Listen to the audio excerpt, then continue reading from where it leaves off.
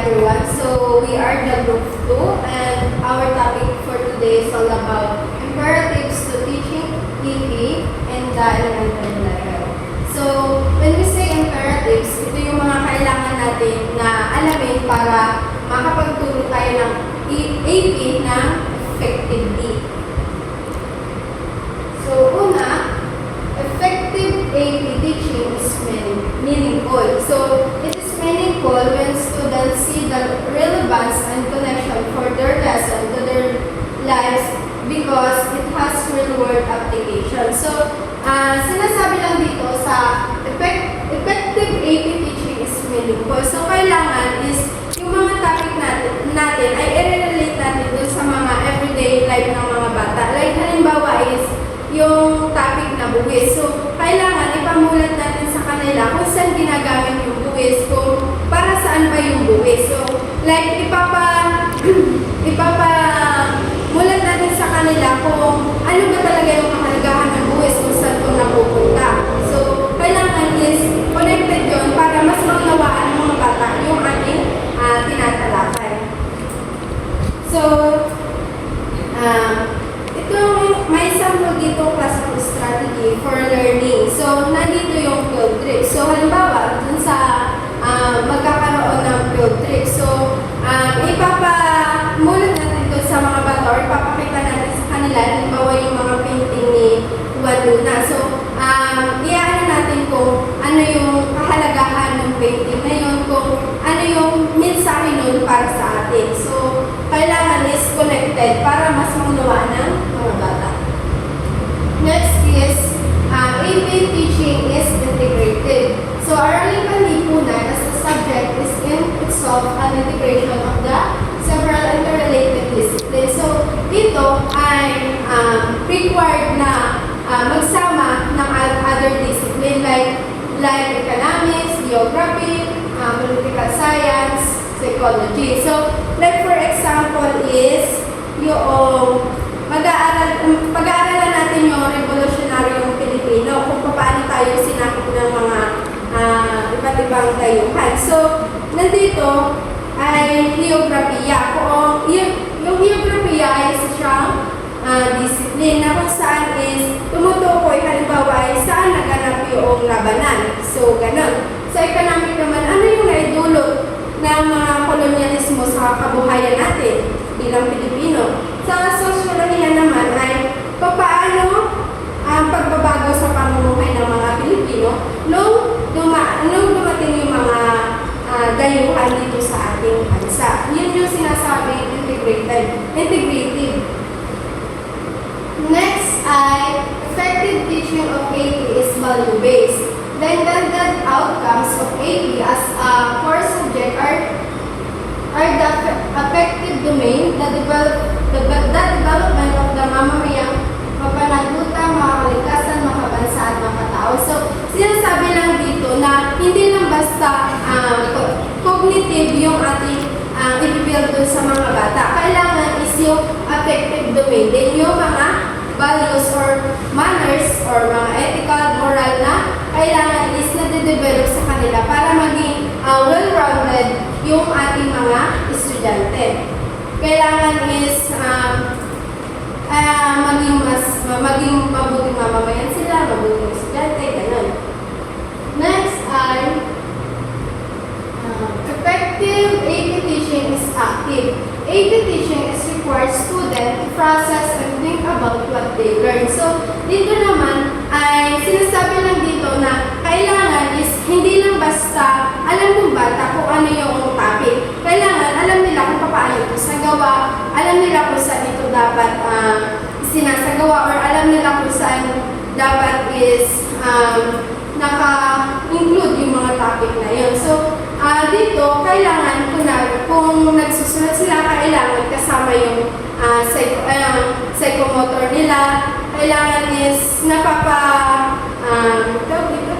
yung kasama lahat ng senses para mas maging maganda yung kanilang pag-aaral ng AP. So, sinasabi din dito na ayan, halimbawa nito, yung active. So, pag sinabing active, kailangan ang mga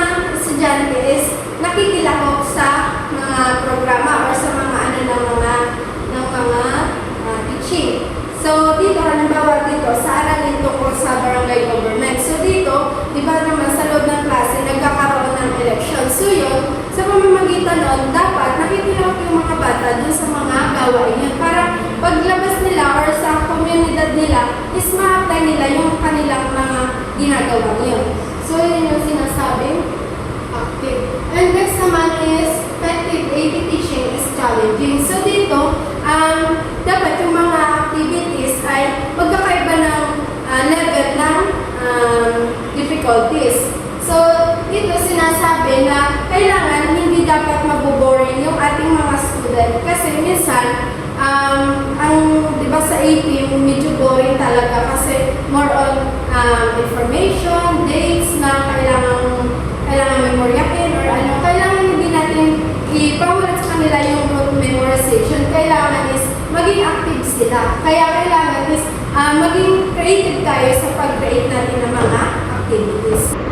So, dito naman tayo dumako sa incorporating theme from the standards or yung mga tema sa pagtuturo ng araling panlipunan. National Council for the Social Studies or NCSS first published National Curriculum and Standards in 1994. Since then, the social studies standards have been widely and successfully used as a framework for teachers, schools, districts, states, and other nations as a tool for curriculum alignment and development. Kapag sinabi natin National Council for the Social Studies, sila yung naglabas ng pambansang pamantayan sa curriculum noong 1994 na ang pangunahing ano nito is yung magbigay ng gabay para sa mga guro upang mas magpaganda yung pag-aaral ng mga estudyante. What are the aims of social studies? Social studies aim the promotion of civic competence, knowledge, intellectual process, democratic dispositions required of students to be active, engaged participants in public life. Kapag sinabi natin civic competence, ito ay tinuturuan yung mga estudyante na maging aktibong mamamayan na marunong mag-isip sa may alam sa batas at pakikilang sa lipunan. Dahil pag sinabi natin aralin panlipunan, ito yung tumutukoy sa mga batas at yung mga nangyayari sa paligid. Pangatlo, what is the purpose of National Curriculum Standard? Yun na nga yung sinabi ko kanina na ito yung nagsusulong na mas mapaganda yung pagtuturo ng mga estudyante at sila din yung nag-provide na 10 themes that represent a way of organizing knowledge about the human experience in the world. Dumako tayo dito sa 10 themes of social studies program. Ang unang themes sa pagtuturo ng araling panlipunan ay culture. Kapag sinabi natin culture ay kultura. Mahalaga na maging tema ang culture sa pagtuturo ng araling panlipunan dahil human beings create, learn, share, and adapt culture. Through experience, observation, and reflection, students will identify elements of culture as well as similarities and differences among cultural groups across time and place. Dito sa pagtuturo ng araling panlipunan is kinakailangan na turuan ng mga estudyante ng ang kahalagahan ng pagkakaroon ng kaalaman patungkol sa pagkakaiba at pagkakapare-pareho ng mga kultura. Ito din yung nagsisilbing pundasyon nila sa pagkakakilanlan at pag-unawa sa kanilang ginagalawang lugar or bansa. Pangalawa ay time continuity and change. Social studies program should include experience that provide for the study of past and its legacy. Pag sinabi natin time continuity and change, dito natin binabalikan ng mga nakaraan. Dahil sa pagtuturo ng social studies or ng araling panlipunan ay palagi natin binabalikan yung nakaraan. Yung mga nangyari noong nakaraan na magkakaroon ng kahalagahan sa ngayon.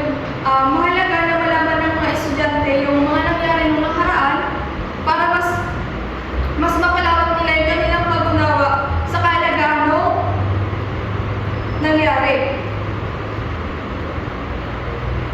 Ang pag-aaral din ng nakaraan ang nagbibigay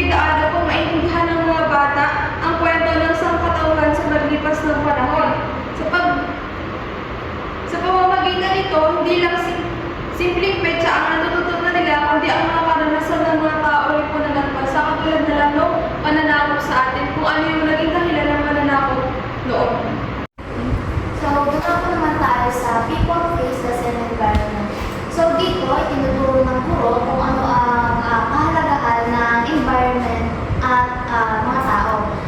So halimbawa nito, sa pagtuturo nito, itinuturo ng teacher kung bakit, halimbawa, sa mga lugar bakit maraming naninirahan sa dagat. So, simple lang yung sagot, ibig sabihin, kaya maraming taong naninirahan sa dagat dahil andun yung kanila araw-araw na pangkabuhayan.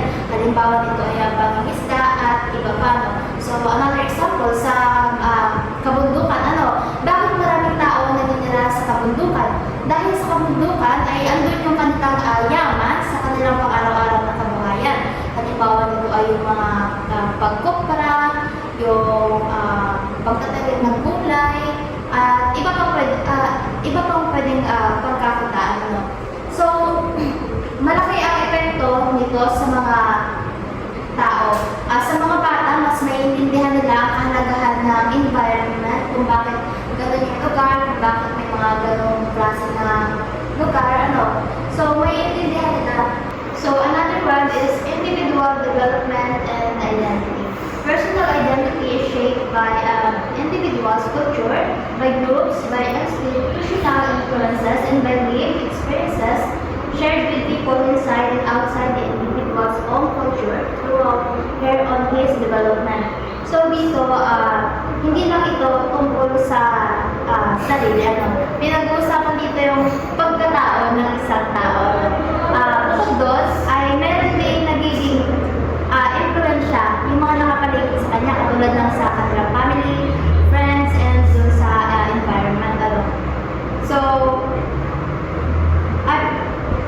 bukod dito, yung kanilang experiences din sa kanilang buhay. So, ibig sabihin, kung sino yung mga tao nakapaligid sa kanila, posible na yun yung makaka-influence sa kanila. Yun lang.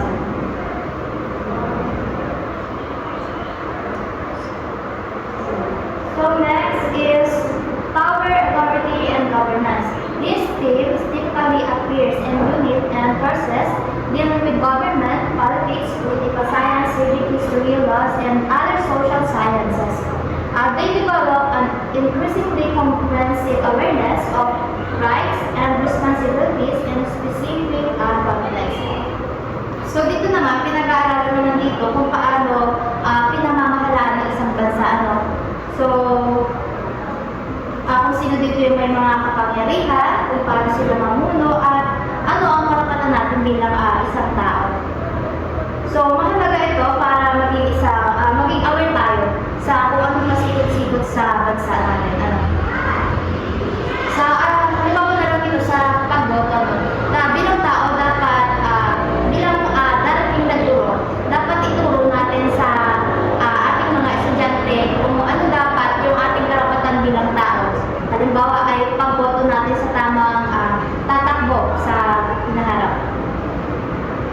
Next is production, distribution, and consumption. In schools, this theme typically appears in unit and courses dealing with concept, principles, and issues drawn from the discipline of economics. Young learners begin by prioritizing their economic wants versus needs. Ito naman, related ito sa economics,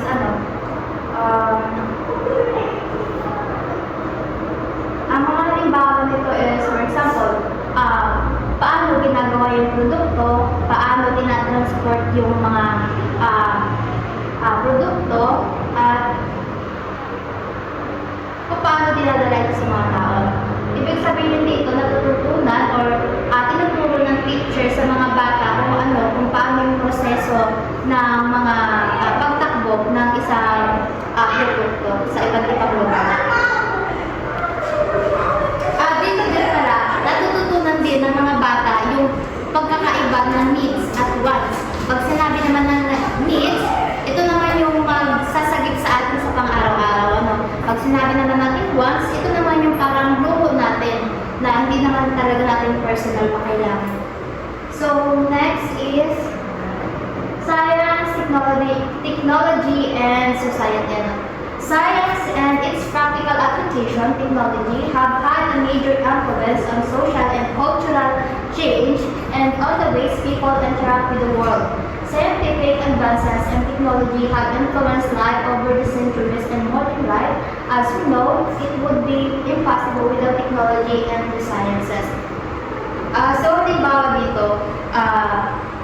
generation, mas umuunlad ang paggamit ng technology.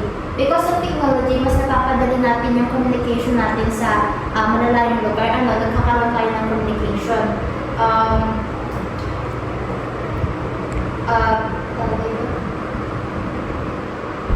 So, because of technology, mas napapadali ang buhay ng tao sa kanilang pang-araw-araw na pagkabuhayan. So, as a future teacher, kailangan ituro natin sa ating mga students kung gaano kahalaga ang tamang paggamit ng technology. Ang technology ay hindi lang basta-basta ginagamit. Dapat meron tayong knowledge on how to use it. Next is global connections. This theme typically appears in unit of courses dealing with geography, culture, economics, history, political science, government, and technology, but may also draw upon the natural and physical sciences and the humanities, including literature, the arts, and the language. So dito naman, it is about, ito yung tungkol sa unahin ng iba't ibang bansa. For example, yung pakikipagkalakalan sa ibang bansa, kultura at migration. So dito natin nakikita na magkakaugnay ang buong mundo at ang nangyayari sa isang bansa ay maaaring makapekto sa iba. Ituturo natin sa mga bata yung parang mga issue sa mundo, yung mga nangyayari sa bansa, to be aware sila kung ano yung mga pagbabago. So next is, dumako naman tayo sa civic ideals and practice. An understanding of civic ideals and practices is critical to full participation in society and essential component of education for citizenship, which is the central purpose of social studies. The students also need to become familiar with civic ideals and practices and countries other than our democratic republic. So as a future teacher, kailangan maibahagi o ituro natin sa mga mag-aaral kung ano yung tumuli nila bilang isang mamamayan. Halimbawa, tamang pagboto sa tatakbo, yung mga pakikilahok sa community, and pagiging isang responsible sa lipunan. It is important to understand them, to know them, para meron silang knowledge kapag sila na mismo yung haharap sa situation. At ngayon naman po, ipag-usapan natin ang tungkol sa trend and issues in social studies. Social trends can be defined as any type of activity that is participated in by society as a whole. So, ang social trend daw po ay isang gawain o uso na ginagawa ng maraming tao dito sa lipunan. Which is yung, halimbawa po, yung paggamit natin ng social media. So, halos lahat naman ng tao dito sa lipunan is gumagamit ng social media. So, trends can be long-lasting or short-lived.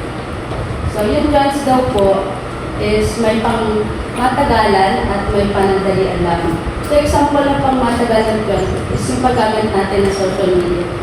So, which is pang matagalan na talaga siya. And yung panandalian lang po, halimbawa, yung dance trend sa TikTok.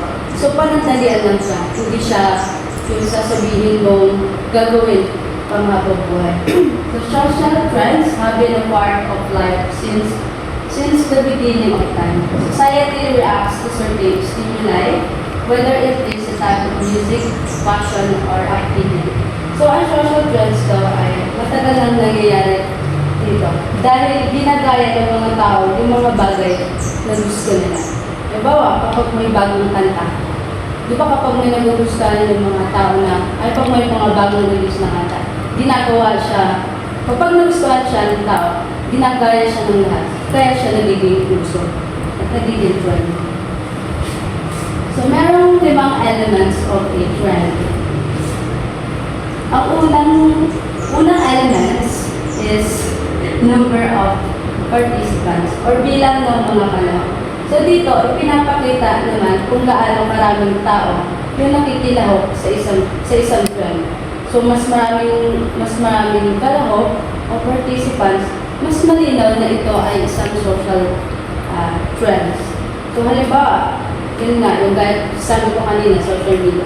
Maraming kabataan na ngayon at matatanda yung gumagamit ng social media araw-araw. Ang next naman is pattern of behavior o yung paulit-ulit na gawain o kilos. So, ang trend ay may nakikitang paulit-ulit na paraan ng pagkilos ng tao. Like, for example, yung araw-araw na ginagawa ng tao yung pag-check ng Facebook and check yung mga tao ng Facebook para makita ko ano yung news ngayon at yung mga tao naman nag-open ng messenger para mag-check ng mga messages nila. The next naman is long period of time o habang buhay mahabang panahon na trend. Ang isang trend ay tumatagal ng mahabang panahon at hindi ito yung panagdalian lamang. And yung sinabi ko nga kanina, mga social media, and yung paggamit ng mga smartphones. Ang next, pang-apat naman po is cause o sanhi. Ito naman ang dahilan kung bakit nagsimula ang isang trend. Halimbawa, yung pag-usbong ng internet at makabagong technology, ang sanhi ng pagdami kung bakit pagdami ng gumagamit ng mga social media. Next naman, ang last naman po is consequence o bunga o epekto. So, ito yung isang trend sa lipunan na maaaring mabuti o masama yung nagiging epekto sa atin. So, ang mabuting epekto nito sa atin is yung mabilis ang pag-communicate o komunikasyon sa iba. Ngunit nagkakaroon din ng problema tulad ng mga fake news and mga cyberbullying. Next naman, in economics, it is general movement of statistical changes for a long period such as increasing cost of living and rate of unemployment. So dito sa economics, ang trend ay tumutukoy siya sa pangkalahatang pagbabago ng datos sa mahabang panahon. Then for example, yung patuloy na pagtaas ng presyo ng mga bilihin at yung pagtaas din ng bilang ng mga walang trabaho. In politics, it refers to a tendency toward a certain stance, thought, or policy as well as democratic Southeast Asia countries. So, sa politika naman, ang trend ay nangangahulugan ng pagpiling o paglipat sa pananaw o patakaran. Halimbawa, maraming bansa sa Timog Silangang Asya na pumipili ng democratic uri ng pamahalaan. In sport, it can be wearable devices that monitor training performance. So sa sport naman, sinasabi na ang trend ay tumutukoy siya sa mga bagong kagamitan na ginagamit ngayon ng mga atleta. Like yung pagsusuot ng mga wearable devices or smart watches. So dito, sinusukat yung nagiging performance sa bawat training nila. And next, may social trend is social force. So, ang social trends, ito po ay isang first sa lipunan na nakaka-apekto sa ginagawa at iniisip ng mga tao. A trend has the power to carry you, your thinking, beliefs, customs, and identities. Ang trend naman ito po ay may lakas o influensya dahil kaya ito baguhin yung ating pag-iisip, paniniwala, kaugalian at mismo yung pagkatao natin. And next is the dictionary defines trends as prevailing direction of current. Trends can be hard to see, but they are also hard to ignore. So, ang trend daw ay tumutukoy sa kung ano yung karaniwang ginagawa o sinusunod ng karamihan sa kasalukuyang panahon dito sa present at yung maaaring hindi agad natin mapansin pero kapag uso na may mga mahirap na itong iwasan dahil na kapag nag-trend siya. In other words, a trend is a pattern of behavior demonstrated by a big number of people within a particular period. So madaling salita, ang trend ay isang ulit-ulit na gawain o kilos na ginagawa ng maraming tao sa loob ng tiyak na panahon. Ngayon naman, lumako tayo sa trend 1, closing the achievement gap. So dito, noong 1800s, ang pampublikong paaralan ay naging matagumpay sa kilusan, ngunit kahit may mga ilang paaralan na hindi nakaka-access ng mga internet para sa mga bata. Kumbaga, yung malalayong lugar ay hindi napapagpukosan ng mga ng ahensya o ng government ang pagbibigay sa public school ng mga pangunahing pangangailangan ng mga estudyante. At isa pa, ang mga bata sa paaralan ay nagkakaroon ng dekalidad na curriculum kung saan dito kumukuha ang mga guro ng mga ituturo para sa mga bata. Pero nakadepende pa rin sa katayuang panlipunan. Halimbawa, sa isang lugar hindi naman siya abot ng internet o kaya ay ng kuryente. So bilang isang guro, ikaw yung gagawa ng paraan para mabigay mo sa mga estudyante yung edukasyon na nararapat para sa mga bata. Dito ang mga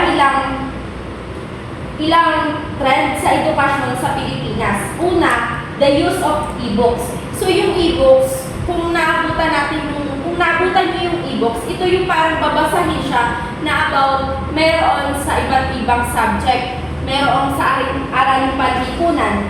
So, and pangalawa naman, online education. So nandito yung online education, kumbaga ay yung katulad ng mga Google, dun nalalaman din ng mga bata na yung isang topic sa pamamagitan ng social media. And then, online enrollment. So ito kadalasan ginagamit natin sa kasalukuyan, lalo na sa iba't ibang paaralan dito sa ating dito sa Katanawan. Dati, nung tayo nung online enrollment, lalo na nung pandemic, lagi na itong ginagawa. At ito yung way ng mga guro para hindi maiwan ang mga estudyante o kumbaga hindi mapag-iwanan ng mga estudyante sa pagdating sa kalidad ng edukasyon. Pang-apat, online viewing of grades. Yun yung katulad nung kay Sir, yung teacher natin sa main ba yun, na nagbibigay siya ng grades ay pinipiyang tayo ay sa online. Then, doon makikita natin kung saan tayo mababa o yung pag-check sa Google Classroom, yung mga sa online, sa pamamagitan ng internet. So, kailangan pa din natin ng internet doon.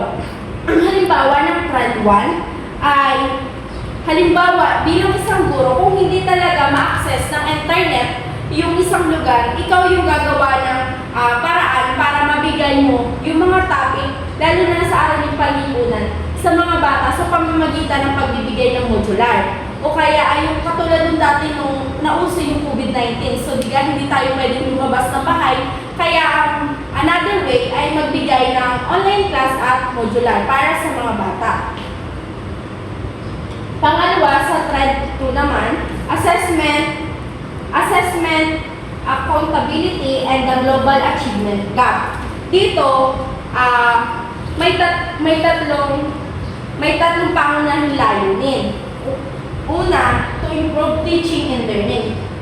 Siyempre, bilang isang guro, kailangan mo ding ma-improve yung pagtuturo sa ating mga bata para maging epektibo yung pagtuturo natin at mas may maintindihan sa atin yung ating mga estudyante. Pangalawa, to sort and place student in special programs.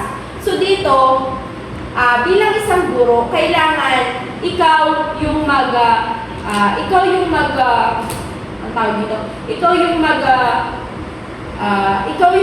ng paraan para matiyak mo kung ano ba talaga yung isang kalakasan o kahinaan ng isang estudyante. Para mabigay natin, or bilang isang guro, tayo yung mag-guide kung saan program siya, or saan siya mas magaling. Halimbawa, sa AP. So doon, ikaw yung magbibigay ng tiyak na kaalaman para mabigay natin sa ating estudyante yung nararapat na karunungan na meron sila. Pangatlo, ay to hold school accountable to parents and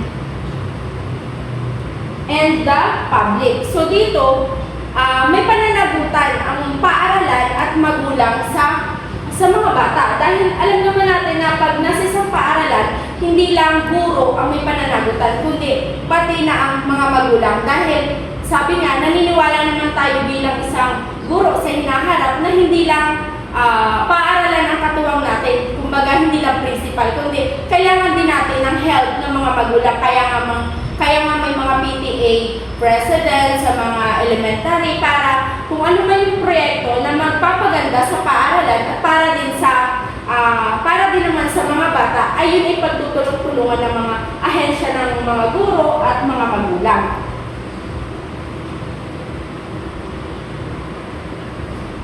So dito, the second problem is not only the administration of such tasks and concern teacher the time and energy they spend on the team, but also their effect on what is taught to children and how. So dito, ang example nito ay halimbawa, di ba yung mga grade, yung mga bata ngayon ay nag-work immersion na. So doon pala nabibigyan natin ng way yung mga student kung ano ba talaga yung kanilang dapat tahakin. And then another example ay fake news. Pag-alis ng curriculum, K-12 curriculum, kumbaga, di ka dati na balitaan na alisin na daw yung K-12. Kumbaga, dun pala, elementary pa lang sila, dapat namumulat na sila kung ano yung hindi dapat at dapat nilang i-adapt na information, lalo na sa aralin palipunan. Dahil sa aralin palipunan, naniniwala tayo na yung mga kinagis ng ano tawag dito, yung mga kinagis ng paniniwala, ay kailangan pa din natin ma-adapt hanggang ngayon, lalo na yung mga pagmamano o yung paggalang natin sa kapwa. Kasi minsan nawawala na yung mga ganong kinagis nga natin. Pangatlo naman ay globalization and first century skills. So dito, una, ang globalisasyon ay hindi na bago, ngunit ngayon ay naiba dahil ito'y lalong lumakas at lumawak. Dahil yan sa mga social media, na nagkakaroon tayo or nagiging malawak ang globalisasyon sa pamamagitan ng mga yan, lumalakas at kumbaga ay hindi naman siya nawawala, kumbaga ay lumalawak lang o nagkakaroon lang tayo ng another way para mas mapalawak at mas maunawaan ng mga estudyante natin kung ano ba talaga yung nangyayari sa ating paligid. Pangalawa ay isang uri ng globalisasyon ay paglawak ng agwat ng mayaman at mahirap sa buong mundo sa ngalan ng bagong pamilihan, malayang kalakalan at murang paggawa. So yun yung ano. So doon pa lang, sa pamamagitan ng globalisasyon, na tayong Pilipino, na dapat mamulat natin sa mga estudyante na malaya tayo makipagkalakalan. May tawag tayo dun sa pagpapalit ng produkto dito sa Pilipinas sa ibang bansa. Pag hindi ako nagkakamali ay barter ba yun? Yung tawag sa pagpapalit ng produkto natin sa ibang bansa. Pang-tatlo,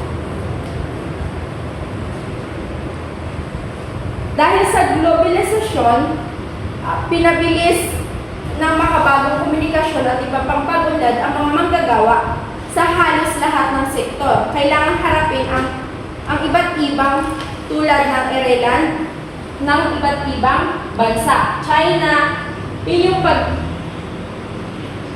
pagbibigay o pagpapabilis ng bagong komunikasyon sa iba't ibang bansa. Kumbaga, dahil nga sa social media, mas nagkakaroon tayo ng mabilis na komunikasyon at mabilis nating naiaangkat yung mga produkto ng akin sa ibang bansa sa pamamagitan ng social media.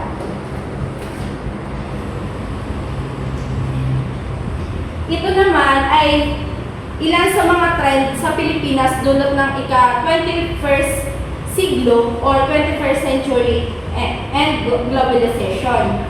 The first one ay LGBTQ+ community. So dito yung kasama yung mga iba't ibang kasarian sa ating bansa. Kumbaga dito sila nabibilang. Pangalawa, food business. So madaming mga food business dito sa Pilipinas na nagkakaroon ng mas pagbabago sa pamamagitan ng paggamit ng mga iba't ibang paraan.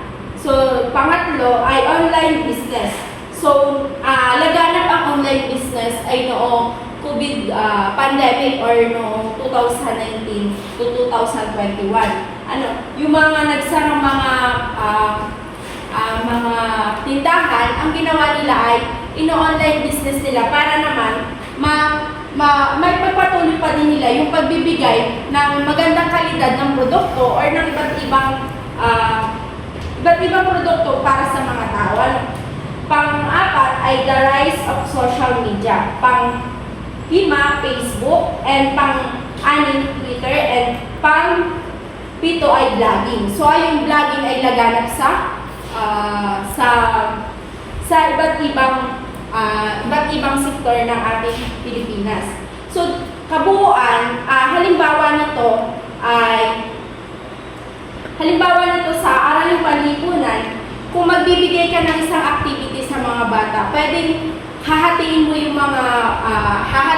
mga estudyante at ibibigay mo yung halimbawa sa Group 1, Ekonomiya, sa Group 2, Kultura, at sa Group 3 ay Politika, about sa politika.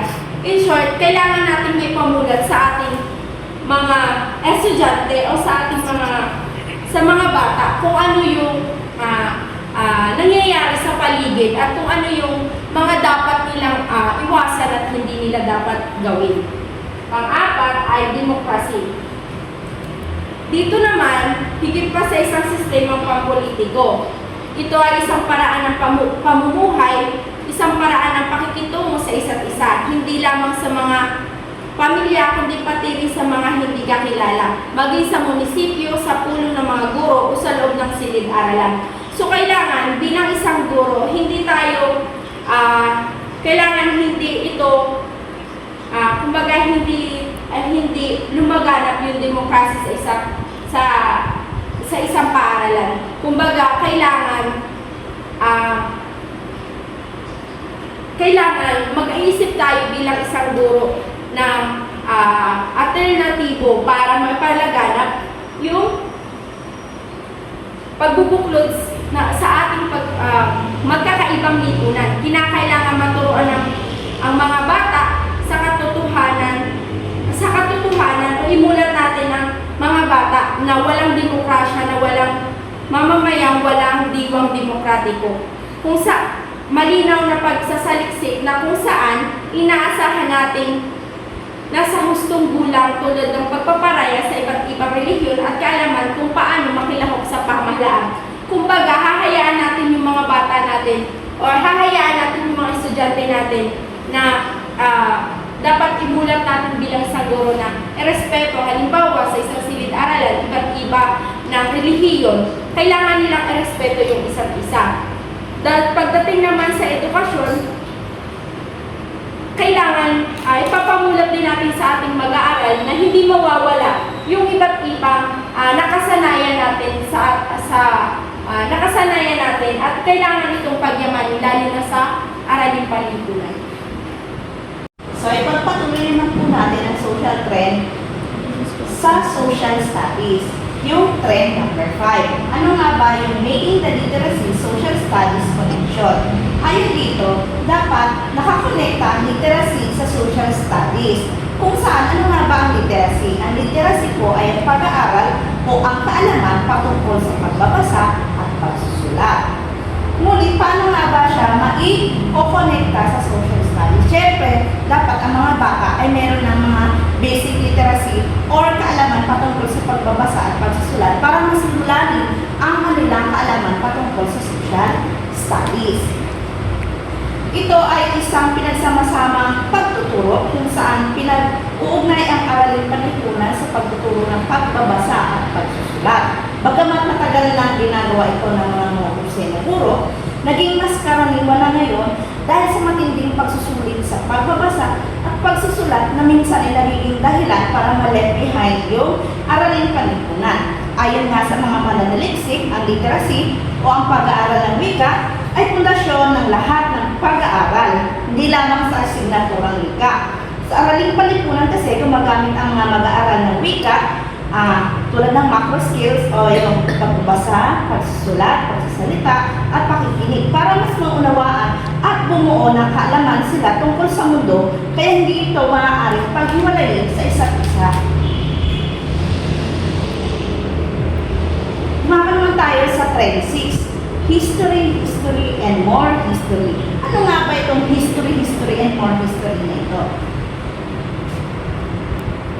Bukod sa pagbibigay diin sa pagkakaiba-iba ng mga uri ng teksto tulad ng mga informative na text na pinag-aaralan kasama ng mga narrative sa elementarya at saka sa intermediate, ang trend na ito ay nakatuon sa pagdagdag na pagbibigay prioridad sa kasaysayan para sa araling panlipunan.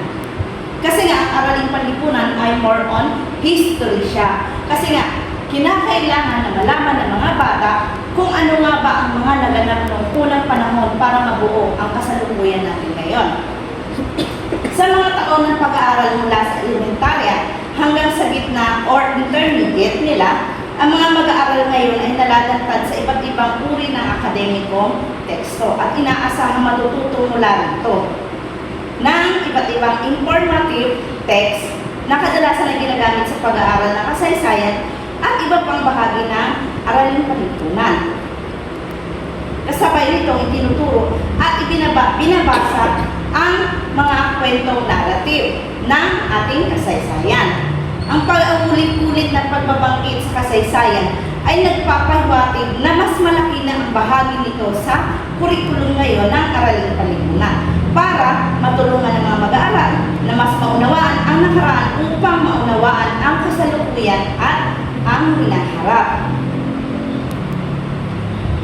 Ipagdiinan pa natin na lahat ng pangunahing ulat tungkol sa kurikulum sa mga nakaraang taon ay nangangailangan ng mas maraming pagtuon sa kasaysayan.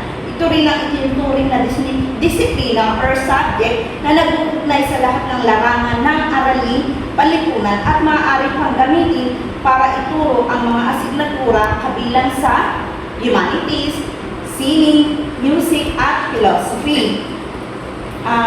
Mula sa pagtuon lamang sa mga kaganapan sa politika, militar at diplomasya, ngayon ay binibigyang pansin na rin ang kasaysayang panlipunan.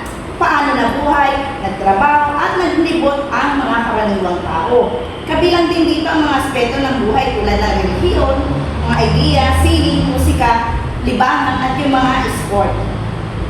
Ang pag-aaral ng kasaysayan ay hindi nalimitado sa ilang grupo lamang. Tinututukan na rin ng mga mag-aaral ang mga kwento at kultura ng lahat ng mga tao at lipunan sa mundo noong nakaraan. Sumunod naman ay ang Trend 7. Ano nga ba ang Trend 7? Ito ay Attention to Ethics and Values. Sa trend na ito, nakatutok ito sa pagbubog ng mga mag-aaral na maging mapanagutang mamamayan sa lipunan para maging responsable sila pagdating ng balang araw. Kaya, elementary pa lang, hinuhubog na sila na maging mabuti at responsableng tao pagdating ng araw.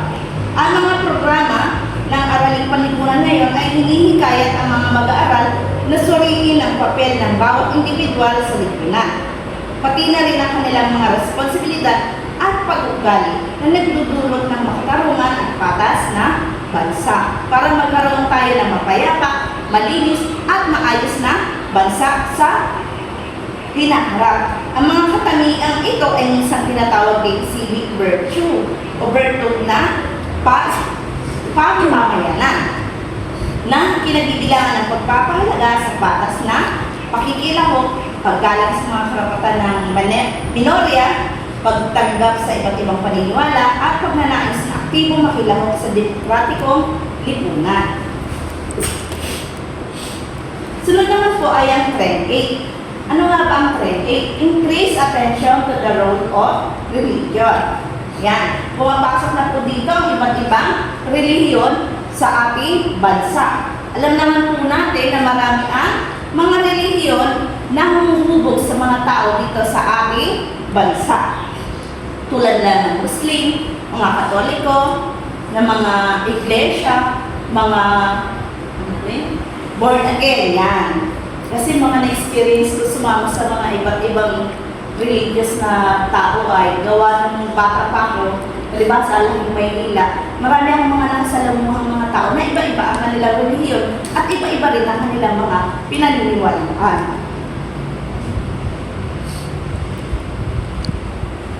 Sa pagtuturo kasi ng iba't ibang relihiyon, matututo ang isang bata na kung paano sila makibagay sa iba't ibang mga tao na may iba't ibang paniniwala pagdating sa Diyos. Kasi nga, dapat ang mga bata ngayon ay maging aware na sila pagdating sa iba't ibang relihiyon na hindi lamang Katoliko ang meron sa Pilipinas. Ang pagtuturo tungkol sa relihiyon ay hindi para ipalaganap ang isang paniniwala, kundi para maintindihan ang mga impluwensya nito sa mga pangyayari at sa pamumuhay ng mga tao. Ang pag-alam, paghahambing, at pag-unawa sa iba't ibang paniniwalang relihiyoso ay mahalaga para mapaunlad at pagtanggap sa pagkakaiba at maunawaan ito bilang isa sa mga pangunahing salin na nakaka-impluwensya sa mga gawain ng tao. So, bakit nga ba mayroong social studies sa ating kurikulum? Isa yan sa pinakamahalagang tanong dito sa ating topic or paksa.